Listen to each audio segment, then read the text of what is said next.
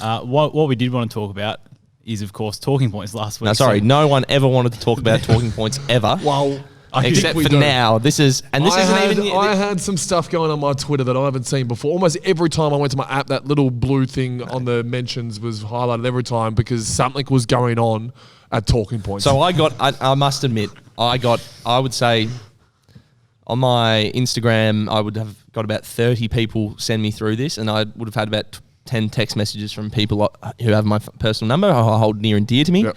And I think, first of all, says a lot about any podcast where they're defined by their guests that come on, not the actual people that are the heart and soul of the show. So that probably says that's something to say about talking points. But I can't deny Ed Langdon went on talking points. He went on the podcast. Tell us how you got the elusive contract. It was pretty simple. We just asked him. He said, "Yeah, sure." He offered him a brand new watch. No, he was more than happy to oblige, and the ratings. I'll be honest, it was the highest ratings talking really points was ever. it? Yeah, that's what I was saying before. It's obviously different. It's not really a podcast. It's just a sit-down interview. So it doesn't go on Spotify or anything like that. So purely website numbers. It was double the Gus and Gawny last week. With your Weebly. Weebly. That'll go on there now. It clearly shows that you are part of this podcast, and you are. You've been here from the start, and we've worked together throughout the 18 months.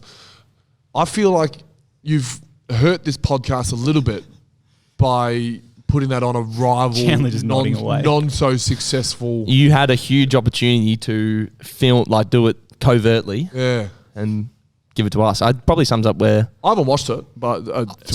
I only know it happened because I got a few messages. Did he go into Gus and Gawny at all? Nah, it was a purely... I didn't want to step on your toes. You should have stepped on his toes and said, when's it happening? You should have given him...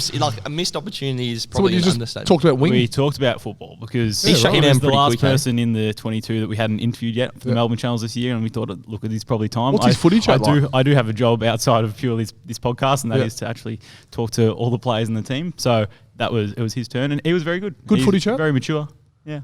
Very mature. In depth. He's acting like a baby. He's not coming on our show for that's some... That's baby. That's baby stuff. But even bigger development is today. It's just going bigger up, than him. It's going on your show.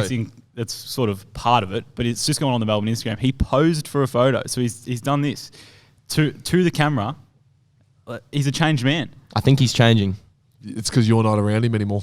Gus had his hand on him in that photo. We were touching. There was physical contact, and he was piecing out. I think, look, good on you. I don't know how.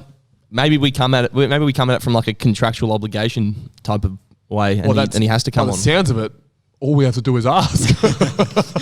All right. Well, have we done that? I'm going to go ask him after this. I'll call him on the way home. Can we tick off ask? Have we asked? I'll try that next time, and we'll report back next week.